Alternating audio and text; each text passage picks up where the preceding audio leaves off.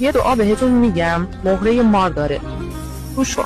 امام حسین گفته هر کس یک شب این دعا همراهش باشه بی برو برگرد دعاش زود اجابت میشه.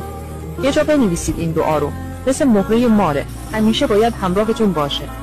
اللهم انت ثقتی فی کل کربته و انت الرجایی فی کل شدته و انت فی کل امر نظر به ثقتی بعده اجابت الدعا. دیدید میگن طرف مهره مار داره؟ نه خیر، این دعا خودش مهره ماره. این دعا اگر همراهت باشه معجزه هاشو میبینی.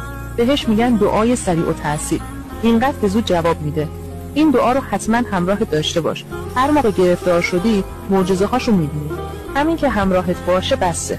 به دور و بری ها و آشناها بده این دعا رو. اگر گرفتاری دارن آشناشون کن با این دعا، ثواب داره. اگر اولین بار میخونی لایک کن و بنویس الهی آمین.